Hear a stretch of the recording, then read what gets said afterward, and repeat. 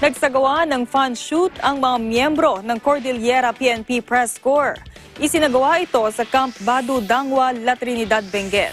Kaagad ding isinunod ang awarding ceremony para sa mga nagwaging miyembro ng media. Si Freddy Rulyoda sa detalye. Dito sa shooting range sa loob ng Camp Badu Dangwa ay masusubukan ang galing ng ating mga kasamahan sa media. Kaugnay pa rin dito sa Cordillera PNP Press Corps fan shoot ngayong araw na ito. At binibigyan lang ng mga dapat na gawin ng ating mga kasamahan sa media. Kaugnay pa rin sa naturang fan shoot.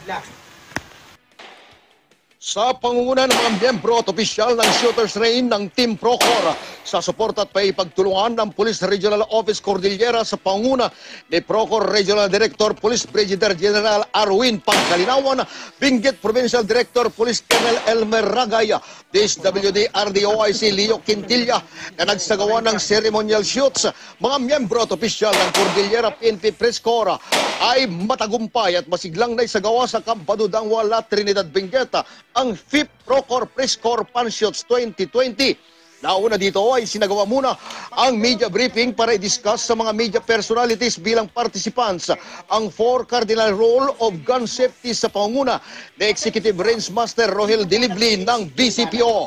Ayon kay BCPO Executive Master Range Rohel Dilibli, napakahalaga na dapat mo nang malaman at matutunan ang 4 na patakaran sa tamang paghawak at paggamit ng baril bago isagawa ang fan shoot sa firing range tulad ng paggamit ng gadget for eye at air protection para maiwasan ang anumang hindi nasang sitwasyon tulad ng air irritation at paghina ng pandinig. Ayon pa kay Dilibli, pangunahing layunin ng aktibidad na may kalinangan na matutunan ng wasto, akma at responsableng paghawak ng baril. Mas mapapatatag ang magandang samahan ng bawat isa o kamaradiri. At higit sa lahat ay mapapaunlad palalo ang larangan sa pagiging sportsmanship sa kahit na anumang uri ng kompetisyon. Ayon naman kay Procor Press Corps President Jonathan Llanes, layunin pa na naturang media fan shoot na ito'y isang magandang pagkakataon para magkaroon ng masiglang bonding ng ilang miyembro ng media ngayong panahon ng pandemya. Ngunit patuloy na nakakasunod ang bawat isa sa pinairal na minimum health protocols laban sa COVID-19 transmission.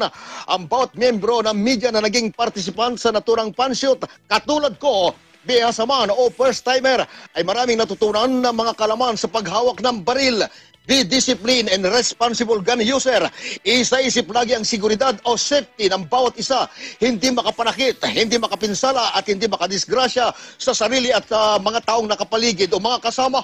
Matapos na nakaka-excite at masayang press con fan shoot, ay isinagawa naman ang pagbibigay gawad parangal para sa mga nagwagi sa first and second runner-up at ang itinampok bilang 5th Cordillera PNP Press Corps Champion sa panguna ng mga organizers at PNP officers sa naturang kampo ng PNP. Mula sa Baguio City, Fred Rulyoda, Eagle News, we live in interesting times.